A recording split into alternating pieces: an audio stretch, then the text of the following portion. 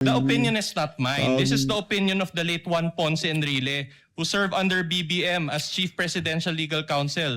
This has been marked as our Exhibit D-4-64. Can Nako, you si flash that Ponce article? Enrile na Just to. the title, since we don't have time. This is Juan Ponce Enrile. I'll just read the title.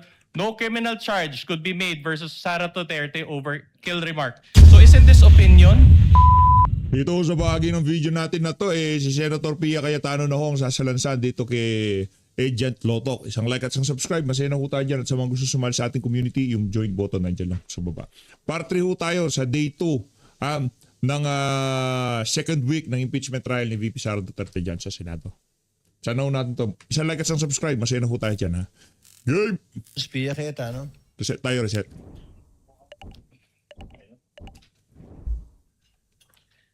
Mr. President, I wanted to take the floor before the defense went to another point, so I wouldn't interrupt his train of thought. The lady has 2 minutes and may proceed when she's ready. Thank you, Mr. President.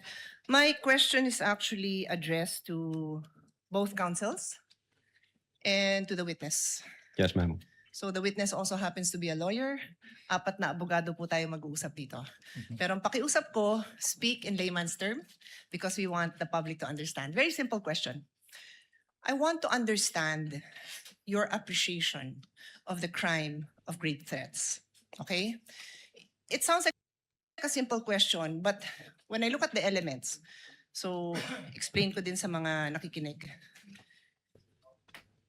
Pag tinignan natin ang definition ng crime, nandiyan yung elements. So, the prosecution must always prove yung elements of the crime.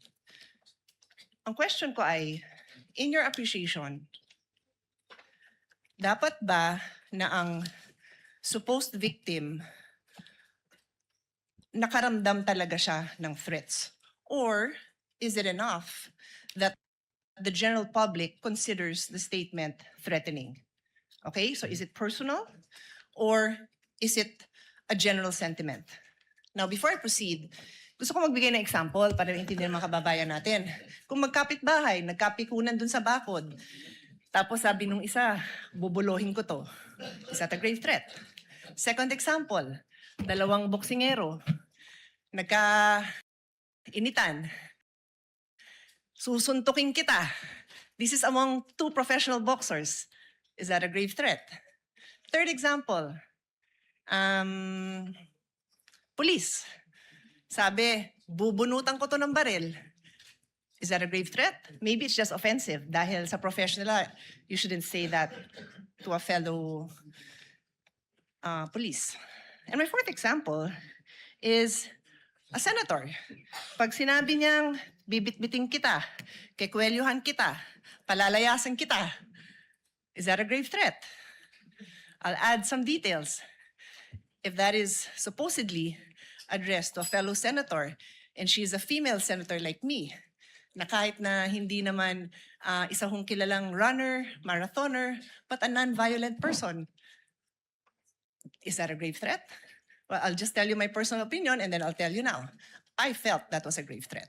So, may I ask the counsel and the witness to now answer the question? Thank you. If you may, Your Honor, please, yung prosecution po. Senator Judge Pia, who do you want to answer first? Good In the question. order that you Pag-iisipan ko prefer. ng matagal yan, Mr. President. I give you the decision on that one, Mr. President. Siguro prosecution kasi Yes po. sila naman ang kailangan mag-prove ng case nila. And then the witness and then the defense counsel. Again, an admonition from the chair without stating conclusions of fact and law that again is reserved for the impeachment court. You may state your opinions with respect to the elements of Definitely. the crime of grave threats specifically identified Yes. by the senator judge. And if I may, presiding officer, feel free to interrupt them if you feel that they have crossed the line, as I will.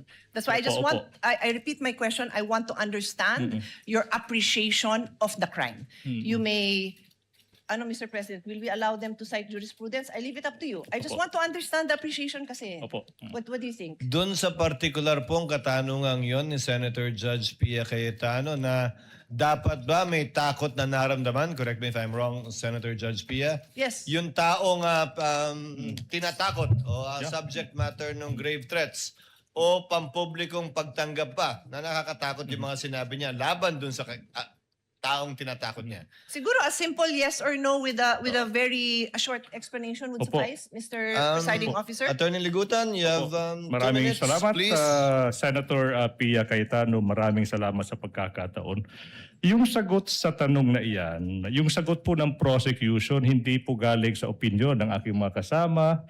Ito po ay isang decision. No less than the Supreme Court of the Philippines. It just so happened, Your Honors, as an answer, in answer po sa tanong ni Senator Pia Cayetano, may dalawang kaso na po yung Supreme Court. Yung isa is Paera versus People. Yung GR number, siguro yung mga law students, no? Mga law students. GR number 181626, May 30, 2011. The title is Paera versus People. Sinabi ng Supreme Court doon, wala pong batas na nagre-require na may private complainant. Ibig sabihin, hindi po required na yung biktima mag-execute ng affidavit upang yung akusado po pwedeng ma-found guilty ng grave threat. Paera versus People. But more than that, Your Honor, please, may isang kaso pa. No less than the Supreme Court in the Philippines. Sinabi doon, hindi po kailangan na yung recipient mismo nakaramdam ng takot or that sineryoso yung pagbabanta. Your Honor, to repeat, etong sinabi ng Supreme Court, all that needs to be proven is that they were intended by the accused to have that effects. Yung sagot sa tanong, hindi po galing sa prosecution, hindi po opinion, galing mismo sa Supreme Court. Wala na bang ibibilis yung pagsasalita mo na yan, ha? Batingdong. Nangya ka. Bilis of ang the magsalita. Philippines, Your Honor. Okay, thank you for that. So, Mr. President, can we now ask If I may add, Senator Judge Pia, if I remember my memory aid correctly, there are only certain private crimes that need a private complainant, and most of these are personal crimes such as concubinage, adultery, seduction, abduction, rape, and acts of lasciviousness. Although these crimes are all entitled People of the Philippines versus the accused, without a private complainant, these crimes cannot be filed by the prosecutor in court without the cooperation or affidavit of the private complainant. Counsel for respondent will please reply to the query of Senator Judge Pia Cayetano. You also have 2 minutes, sir. All right. I will try to avoid making conclusions of fact and law, Your Honor, but I will answer in light of the facts of this case and leave it up to the discretion of this honorable court. Please, sir, you may proceed. It is our position that the statements made by the Vice President were not threats in the first place. That's why we were categorizing it as response, a mere response to a Q&A. Number one. Number two, it was never aimed directly at BBM, FL, and the former speaker. In other words, had they not watched the video, for example, they wouldn't have known about it.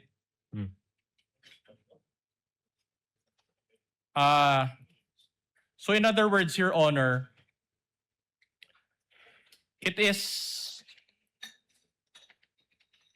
there was no threats to begin with. And so even the discussion on the elements is not really applicable insofar as determining the innocence or guilt of the Vice President. That is basically our position. Your Honor. That is one more thing. And practically, we maintain this position all throughout our pleadings. We never referred to that statement as threats. We always say that if at all they were alleged threats. But we referred to the statements of the Vice President as statements, as responses. And even in my speech, that's what I said. It was a response, Your Honor. That would be all, Your Honor. Noted. you. Attorney Lotok, your response to Senator Judge Pia's question based on your investigation. You may proceed, sir. Yes, Your Honor. In establishing, Your Honor, whether or not the crime of grave threat exists, we follow the rule. First, whether there is an actus reus, and then second, whether there is a mens rea. So actus reus, Your Honor, means whether the offender in fact uttered the threatening remarks. We were able to establish that. That's why in-authenticate po ng NBI yung video na kung saan nandoon yung utterances. The test of mens rea, Your Honor, what we did, we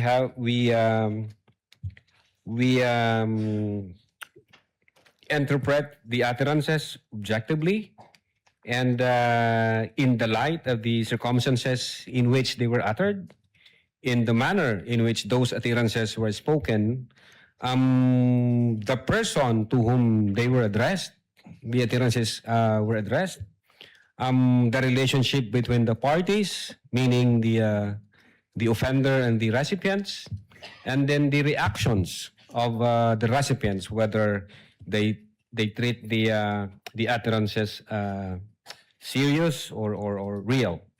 But again, I would agree with what Attorney Ligutan said. In fact, ang basis po namin dyan, yung Garma versus People.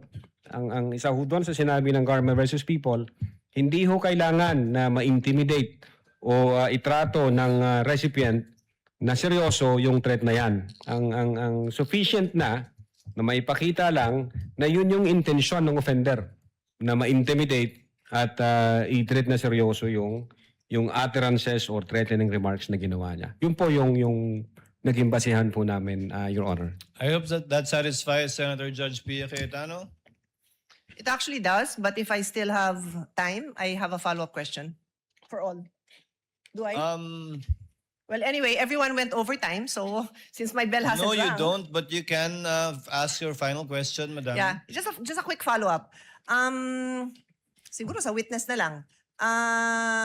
You mentioned the word threat, no? So can you just elaborate on that?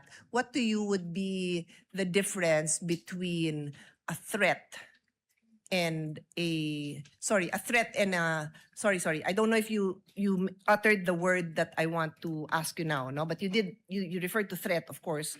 What would be the difference between a mere warning and a threat? I mean, warning on a threat, sir. Ma'am. At what point does a warning become a threat? Well, Your Honor, if I'm going to, based on our investigation, kung i-apply ko ho yung Hindi na. yung You don't have to. Just asking you your legal opinion. You're a lawyer. Yan. You may answer. Is it not correct, Mr. President? I think, If he knows. just in my own opinion, although warning is maybe there is a what we call an event-based condition. Pwedeng ganon na pag inulit mo itong gagawin ko sa'yo. Pwede hong warning yon. Di ba ganun yung threat? Yung threat, Your Honor, pag ang threat is with a condition, pwede ho siyang mag-fall ng ganon. Pag sinabi ng threat is, pag ginawa mo to, ito ang gagawin ko sa'yo, papatayin kita, papatayin ko yung pamilya mo, papatayin ko yung ganyan. So para siyang nag-overlap, depende sa appreciation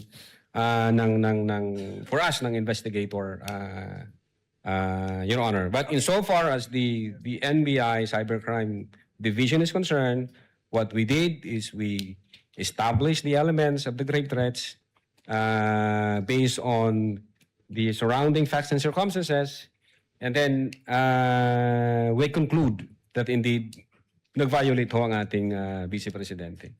Okay. Attorney Lotok, warning in Filipino is babala. Yes, opo. Threat in Filipino is banta. Yes, Opo ba? opo. Kaya di ba, babala, bawal magtapon ng basura dito. Warning. Pwede po yun, sir. Di ba? Ang tanong ni Senator Pia, kailan nagiging banta yon? Well, depende ho sa konteksto siguro, Your Honor. May warning din po kasi na I warn you. Sasabi ko, pag inulit mo to, ito nang mangyayari sa'yo. May So yung kay VP Sara, pwede sabing warning lang yun. Huwag yung gagawin sa akin yan kasi ito mangyayari sa inyo. konteksto ho na ganun, Your Honor. Na somehow nag-overlap siya doon sa elements ng grave threats na conditional na sinabi na pag ito ang nangyari, ito ang gagawin ko sa'yo. So, depende ho sa konteksto, Your Honor. So depende sa konteksto, sa delivery, sa taas ng boses, gaano kagalit, may kapasidad, Yes po. maraming bagay. Yes po, Your Honor.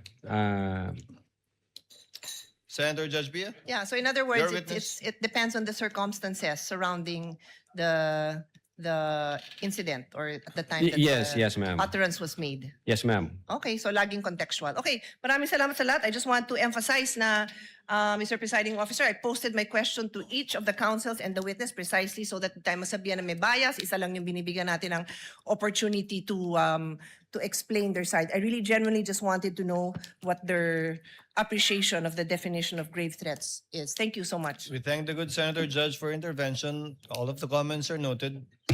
Counsel for the respondent. Proceed with your cross when you're ready. All right. I'll move on to a new point. Now, Article 4 of the Articles of Impeachment against VP Sara deals with 3 accusations. Number 1, contracting for the assassination. Number 2, making grave threats. And number 3, actively inciting sedition. So on page 28 of your affidavit of investigation, which is page 40 of Annex G9 again, you recommended only 1 count of inciting to sedition and 3 counts of grave threats. You confirm this? Yes, sir. All right. And the 3 counts was for 3 counts of grave threats were for BBM, FL, and the former speaker. Yes, sir. My next question is very simple. Okay naman. Did you include any charge relating to contracting for the assassination? Relating to contracting for the assassination. No, sir. Yung charge No. namin Okay. is grave threats, All right. That's enough. inciting to sedition, and on that grave threat, doon ho pumasok yung appearances na may kinontrata ang Vice Presidente. All right. So pinagsama Ba't sumasagot si Ligutan? Pabigyan kitang points dahil masyado kang excited magsalita. Masyadong takle sa tong si Ligutan eh.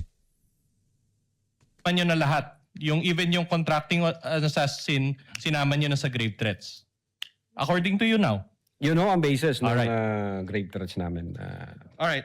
In fact, let's go to page 13 of the Affidavit of Investigations G9. We flashed it on the screen. There. It says 1 count of inciting to sedition and ano ba to? 3-1. So 3 na 1 count of grave threats. So Typographical ano yan. to? Typo na. That's- Alright, that's, typographical error na naman. Typo na naman, anak ng toka. Puro typo na lang. May perjury case yan, di umano. Yan si Ligutan. Kakatypo mo na yan, baka makulong ka na naman. Makulong ka.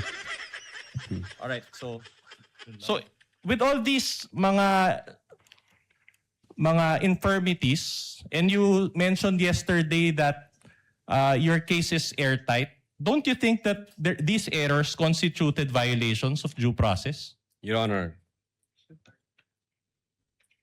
the existence of these typographical errors does not alter the fact that the video exists, does not alter the fact that Pinagandaan nila yung typo. Kasi kahapon, issue yan si Boy Typo. Ngayon, tinuruan na siya. Oh, yan, kahit may typo, hindi yan maano ng ganito ganyan ha. Ba, yun. Vice President uttered those statements does not alter the fact na ang NBI mayroong findings at ang findings nila, the Vice President committed the crime of grave threats and inciting to sedition. Okay. Now, inciting Okay. Witness ka nila eh. Okay.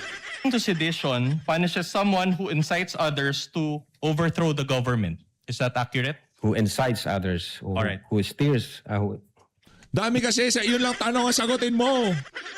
Now, it has been over 1.5 years since VP Sara's speech. My question is, has the government been overthrown following her speech? again, as I've said, as I've explained that, Your Honor, it is not necessary to be a Your Honor, can we seditious. ask that that- the witness answers in a more Witness, responsive kindly, manner? Attorney Letok, kindly answer the question directly so that the court's time is not wasted. Si Lutok kasi. Iba yung ano niya, iba yung sagot niya sa tanong eh. Ang layo. Again, May nangyari ba kay Marcos Jr.? question, sir? Has the government been overthrown following VP Sara's speech? Not Yes or no? necessary, sir. No. No. it- Okay. It's not necessary, sir. Has any agency or department of the government been overthrown following her speech? Not necessary, sir. No. All right. Now, I am showing you a news article entitled Palace Dismisses Destab Rumors versus Marcos Admin. This was marked as our D-4-66. If I may ask my co-counsel to confront the witness You with may do this. so with the participation of his so desires by assisting counsel for the prosecutors. For the benefit of this honorable court as well as the people watching, we already also flashed that news article. Okay. So based on this article, you confirm that Claire Castro speaks on behalf of BBM. I don't have personal knowledge Don't on have personal. that event, sir. All right, that's okay. But based on her statement in this news article or title, do you confirm that there has been no destabilization efforts against BBM? Again, I don't have personal knowledge on that statement made by Attorney Claire Castro. Okay, that's okay. I'm showing you another recent article, June 12, 2026. This has been marked, Your Honor, as our D-4-67. Can we confront the witness and show also the document on screen? Your Honor, before the good counsel proceed, can I make a manifestation? Again, these documents have yet to be authenticated. So for the record, it's like presenting these documents without proper basis and proper authentication, which I do believe should have been done before a witness is confronted with the documents. Your As Honor- per our, wait, I'm not yet done. I'm not yet done. As per our Sabunutan no. Sabunutan na lang. Oh. Ay, hindi pwede. Hindi. Lalaki si, Barako yung si Atty. Binduan. Pagkatapos nila mag-iinom kami mamaya. rules, It's Your Honor. not an objection, counsel for the respondent. The remarks and comment of the counsel for prosecutors is noted. But counsel, for clarity, this is a pre-marked exhibit for the Correct, Your respondent. Honor. You may proceed, sir. So again, based on this, just your basic reading of this, says Sara Duterte, I won't grab Marcos's position. Is this news article consistent also with the previous article that no destabilization efforts are present against the government? Again, I don't have personal knowledge, sir. Can I make a counter manifestation, Your Honor? This is dated June 12, 2026, 2 years after the event. Manifestation, Your Honor, please. 2 years after the Vice President uttered the threats. Noted. Counsel may proceed. Okay, I want to talk about the discussion in your affidavit of investigation. I want to go through it very quickly, but the affidavit of investigation is also marked as our D-1-145-A. You mentioned in your affidavit of investigation the case of Garma versus People, correct? Yes, sir. All right, and you cited the doctrine of this case, correct? Yes, sir. Were you the one who typed that portion in your revised affidavit of investigation? Where I'm the one who typed. Yes. Being the chief, sir, inuutos ko yung Alright. sa executive officers. But as, did you read the case in full? Yes, I think, pero not thoroughly. Not thoroughly. Isang basahan lang. Now, did you read? was there a video recording involved in that case? No. All right. But- Did that case include a public official like the vice president? No, sir. In fact, it involved a group of 3 farmers, correct? Yes, sir. All right, let's go to the case of Reyes versus People. You also cited that, page 29 of your affidavit of investigation. Did you read this case in full? If I may check my affidavit, Sure. Your Honor. The witness may do so. Thank you, sir. Wawa naman tong si Luto. Ano bang pinantakot sa'yo? Pagka di mo ginawa yan, ikukulong ka? Wawa. Sira political career, sira political career, sira karera sir. niya Did you, bilang did you abogado. read this case in full? Tapos meron pa di umanong perjury case na kinahaharap. Anak ng toko. Sinungaling.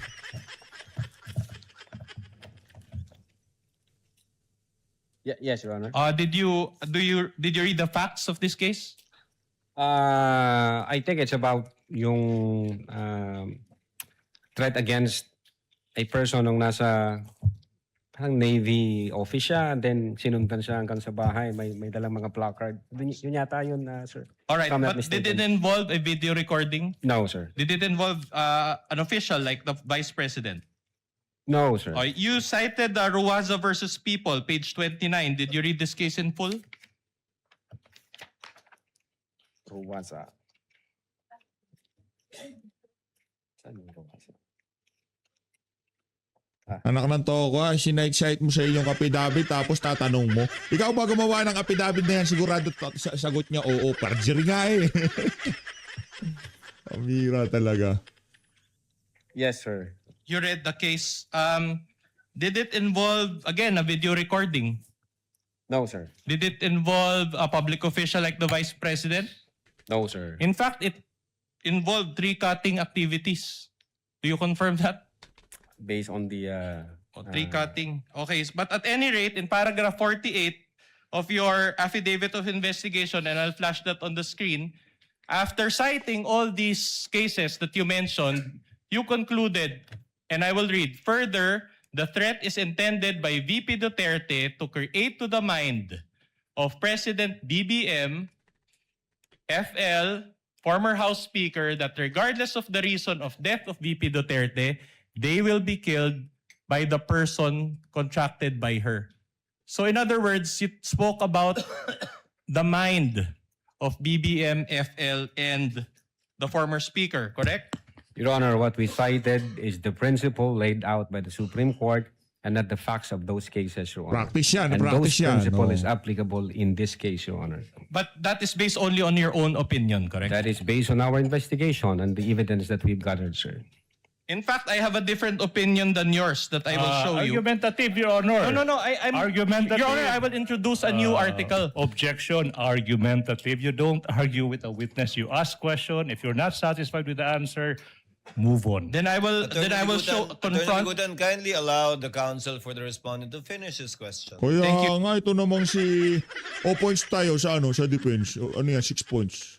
Ito talagang si Badingdong, oh. Your Honor, Raul. the opinion is not mine. This is Raul. the opinion of the late Juan Ponce Enrile, who served under BBM as Chief Presidential Legal Counsel.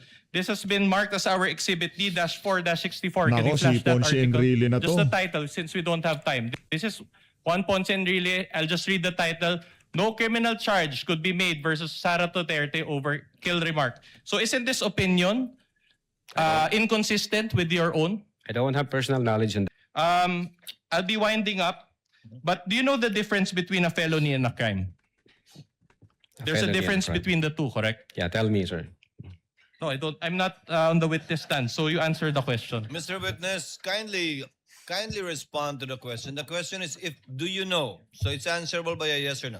I think felony, sir, is in the revised penal code, and a crime can be in the special law or I agree with parang you. ganon, sir. I agree. So in other words, like homicide, for example, it is a felony because it is defined and punished under the RPC, correct? Yes, sir. Clear. Now, a crime is broader than a felony in that it pertains to acts or omission that are not punishable under the RPC but punishable under special laws, correct? Yes, sir. Like BP22, for example, it's not within the RPC, but it's covered by special laws, correct? Your Honor, respectfully, can I now object as to the relevance to an impeachment case, the distinction between felony and a crime? Just laying the basis, Your Honor, I'll go to that. He's on cross. I will give you some leeway, but kindly get your point, counsel. All right, now, Short leash. but do you confirm that there are felonies, there are crimes, correct? Yes, sir. All right, now there are other high crimes, which is another category than felony or crime, correct? Yes, sir. And according to Article 4 of this articles of impeachment, there was high crimes that was charged against VP Sara, correct? Yes, sir. In other words, it is a different category than felony or crime, correct? What do you mean by High that? crimes, it's a different category than felony or crimes. Well, there are may mga high crimes po, sir, na nasa revised penal code din, sir. Can you give us an example? Your Honor, I mean, is that a question, Your Honor, please? If he knows, counsel. If you know. If he knows. It's like a classroom recitation, Your Honor. Attorney Lotok, Do- you are very well aware of the fact that you are here as a witness in an impeachment proceeding and that the crime you investigated is being used to charge the vice president. And as a lawyer, you also are aware of Article 11 of the Constitution with respect to accountability of public officers. So if you know, you may answer. If you don't, you may say that you're not competent or that you do not know. So please respond. Well, since kasi ho kayo nagbabasa, wala akong binabasa, nagre-rely ako sa memory. I cannot answer for now, Your Honor. I need to recheck the... It does not the reflect books. on your competence or knowledge of the law, Attorney Lotok. It's okay. You were not asked to prepare for this anyway. Thank you, Your Honor. These are questions on cross. So we're giving the counsel for respondents some leeway. Counsel, please proceed. All right, my next question is very simple. Is grave threats a felony? Grave threats, that's under the revised penal code? Yes, sir. Exactly. So it is a felony because it is defined and punished by the RTC and it is punishable by arresto mayor or 1 month and 1 day to 6 months of imprisonment, correct? Your Honor, again, objection. What's the relevance? Your as Honor, to the, oh, wait, your- Pupunta na tayo dun sa tanong. Kalmahan mo lang. Kasi mahilig kayo sa ganyan eh. Hindi niyo pinapakita yung buong konteksto ng nangyayari dyan sa impeachment na yan. Mahilig kayo mag-cherry picking ng video, pagkakataon. Hindi. Jill, let me finish, please. Allow him to finish, easy. counsel. Now, Yes. as to the Yan ang sabihin mo kay Asidre pag kayong dalawa na lang. Easy. what is the penalty for grave threat? That's irrelevant as to the impeachment complaint that we are litigating, Your Honor, on the ground of relevance. Unless the council is able to prove the relevance, I will withdraw my objection, Your Honor, please. This is Show to the comment. connection, counsel. Again, you're on a short leash, but I know where you're getting at. Get to it, please. All right. In other words, grave threats is under the jurisdiction of the MTC or RTC as the case may be, correct? Grave threats? Yes. Yeah, yung pag grave threats lang, sir. All right. It is even bailable, correct? Pag grave threats lang, sir. Pero pag in relation to Section 6 of Republic Act 10175, that's 1 degree higher, sir. Yeah, but does it change in jurisdiction or still with MTC or RTC? Ano na ba yun, sir? Prison correction. Ano yun, sabi mo, sir? Ano yung prison correction na? Arresto mayor. Arresto mayor. Ang sunod na mas mataas po niyan is Prison correctional. prison 6 correctional. months to 6 years. Yeah. All right. So, but either way, it's still under siya the sa RTC, sir. it's still under the trial courts. Correct. Trial courts. All right. Yeah. My next question is very simple again. Is inciting to sedition a felony? Under the revised penal code, yes, sir. It's also under the jurisdiction of the trial courts, correct? By the way, ano lang tayo, segue na balita. Ang palitan ho ng piso sa dolyar eh 61.71. Yan. Diba? Ano tayo, upper middle class. Palakpakan. Good luck. Sir. Ang bihira. It's even bailable, correct? Yes, sir. So both grave threats and inciting to seditions are felonies, correct? Yes, sir. In other words, they are not impeachable offenses, if you know. Well, if you mean by impeachable offenses, whether or not magka-qualify ba siya as betrayal of public trust, it's the appreciation of the judges, Your Honor. Yan, Wala naman. Talaga. Yan. Merong segue. Yan. po sa amin. Sa amin, Appreciation of the judges, by that you mean the trial court judges, not the senator. no, since judges, impeachment to, yung impeachment court po. Yeah, but there's a possibility that if it's in conflict with the trial court judge's decision, then we have a problem. Objection, right? Your Honor, argumentative. I will withdraw that. Sustained. Ang tanong niyo, hindi na. Okay, Alright. Grave threats and inciting to sedition, you said that it is not high crimes, it is a felony. Objection. The witness didn't say that. Misleading. Misleading. Sustained. Alright, Kindly reform, counsel. I'll just move on to a new point, Your Honor. Counsel may proceed. Senator Judge Rafi Tulfo is recognized for Ay, his si intervention. Rapi tulpo to. Ano naman kakabalbal ang sasabihin ni si Rapi dito? Ano na naman kabalbala na sasabihin itong si Rapi tulpo dito?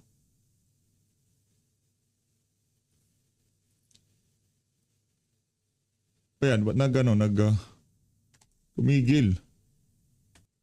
Yo, Thank you, Mr. Presiding Miguel, Judge. Napag-usapan rin lang itong inciting to sedition.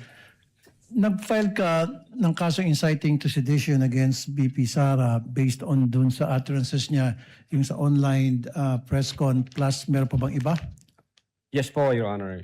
Yung basis ho namin, una, yung utterances in October 18, 2024.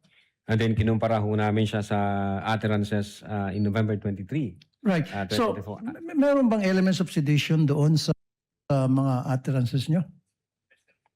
Ang elements na ini-establish po namin, which is under the law, is whether or not the speeches would tend to steer the people against the government. So how would you know kung mag-steer yun ng uprising o magkukumbinsi sa mga tao na mag-alsa-masa base doon sa utterances ng BP Sara?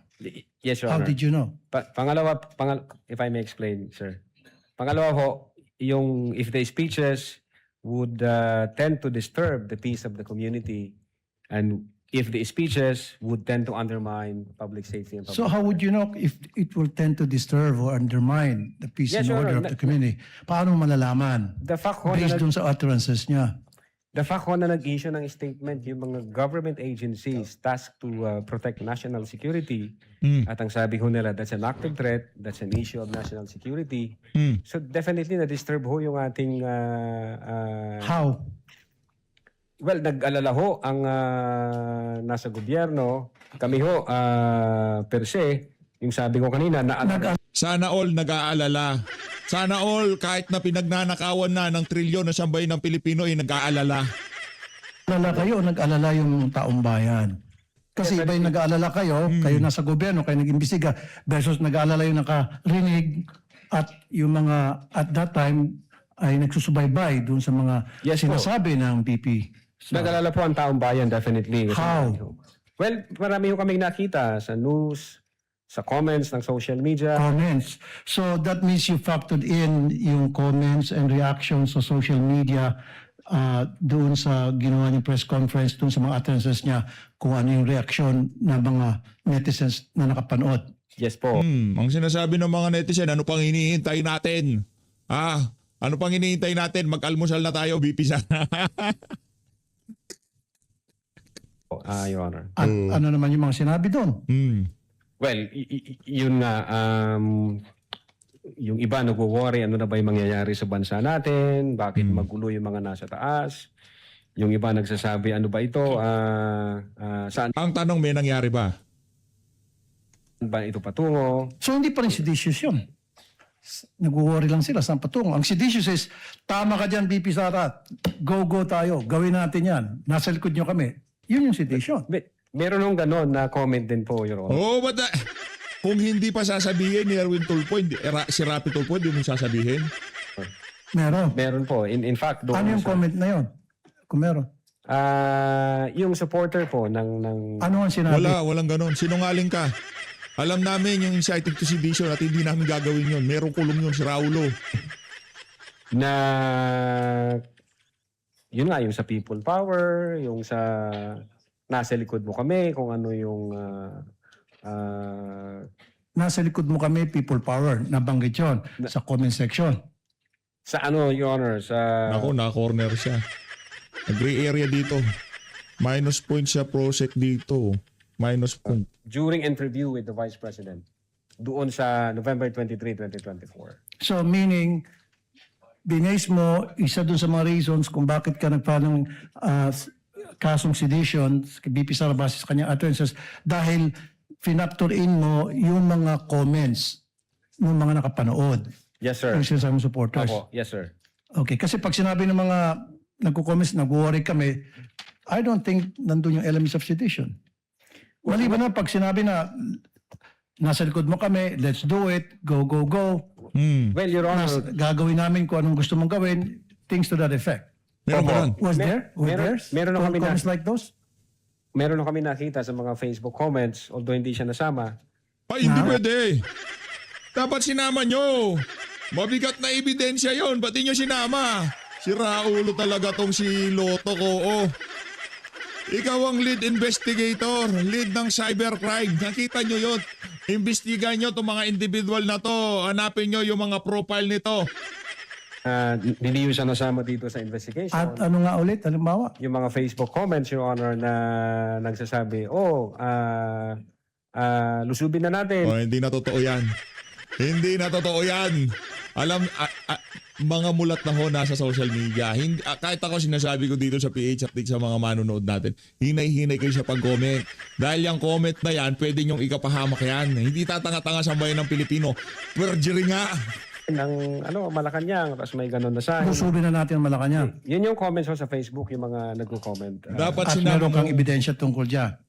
Hindi mo to katang-isip lang. Kung babalikan ko po, yun nga po ang sabi ko during those Okay. times, siyempre nagbabrowse ho kami. Okay. Nga lamang, hindi namin naisama sa authentication.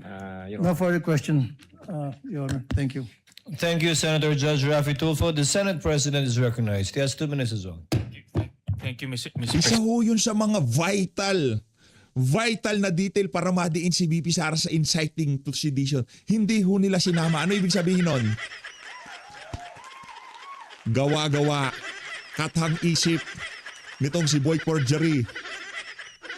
Hindi, di umano, di ba Brad, meron kang kinakaharap na kaso? Inciting Yeah. officer. On the same topic on inciting to sedition, Attorney Lotok, meron ba kayong nakausap na mga tao na naniwala doon sa sinasabi ni Vice President Sara on inciting to sedition? Nakita ko kasi doon sa grave threats, marami kayo in the interview. Pero in this particular case, meron ba kayong at least man lang nakausap na mga tao, inimbestiga further kung talagang merong epekto yung kanyang mga sinabi? So far as the Cybercrime Division is concerned, Your Honor, hindi ko kami nakapag-focus dyan. Siguro ang pwede humakasagot niyan, Your Honor, yung intelligence service po namin dyan sa issue po na yan. Hindi ko kami nakapag-focus dyan to conduct investigation on Isa people's para sa akin comments. kasi sa kabilang banda pwede ka magsalita pero sa kabilang banda may naniniwala ba sa'yo? So ang gusto kong malaman kung meron kayong nakausap na mga grupo o mga anyone o naimbestigahan yun, naniniwala talaga doon sa kanyang pinagsasabi. I think ang makakasagot po niyan yung the intelligence service, yung director po namin, sir. Okay. Sa kanya po yung pool ng information ng And then I believe na doon sa mga sinabi niya, nangyari rin ito doon sa 2-hour video, tama po ba? yes, sir. Opo. pinatawag nyo rin itong may mga pinatawag kayong media personalities. Tinanong nyo ba sa kanila kung meron sa kanilang naniwala na itong mga sinabi ni Vice President ay inciting to sedition? Dapat naniwala ba sila na yung mga sinabi ni Vice President during the 2-hour video ay pinag-aalsa yung mga nandoon o naniniwala sila na yun ang tema ng kanyang sinabi? Not specifically na inciting to sedition. Ang mga comment nila doon is na-shock sila. May comment sila doon na nasa real battle mode na siya. May comment siya doon na totoo na to, seryoso na yung galit niya. Yun ho yung mga... Galit naman comment. talaga siya pero inciting to sedition ni mag-alsa. Meron ba Wala ganun silang- pong ganung comment during the Q&A portion, Your Honor. And just to on a related question, Mr. Presiding Officer, inciting to sedition is serious rin, no? At kailangan din ito ng attention ng mga intelligence agencies natin. Meron ba kayong coordination with our iba't ibang intelligence agencies tulad ng National Security Council, ng PNP, ng NBI, not NBI, no, but ng ibang mga security intelligence agencies natin? Nag-coordinate ba ang NBI sa kanila? Kayo mismo nag-coordinate ba? Ang nag-uusap po dyan, Your Honor, is kasi intelligence matter yan. Ang nag-uusap po yan between intelligence service ng NBI, intelligence units ng AFP, intelligence department ng PNP. So nasa level po nila yon, sir. Katulad ng grave threats pagkukontrata, inciting to sedition, seryoso rito eh. Gusto ko malaman kung merong effort ang ginawa ang NBI para makipag-coordinate sa AFP, no? Sa PNP, dahil ito pinag-uusapan natin pag-aalsa o hinihimok mo mag-umalsa. No? Meron bang ganun ng mga coordination na ginawa ang inyong opisina o ang NBI? Ang alam ko meron yan, pero nasa level na po yan, sir, ng intelligence service namin, Your Honor. Right. Thank you, Mr. Presiding Officer. Noted, entered into the records. We thank the distinguished Ayun na nga mga kababayan, dito na ho natin tatapusin to para ma-segue natin yung kay Senator Loren Legarda. Ika nga yung pinaka mga malalabang talakayan, ilalagay ho natin sa una eh. Si ano lang naman nagsalita dito eh, si Flower Base. No? Hayaan nyo lang ho si Flower Base, ganyan lang talaga. Maraming salamat, mag-ingat ho kayo lahat. Mahalin natin ang Pilipinas.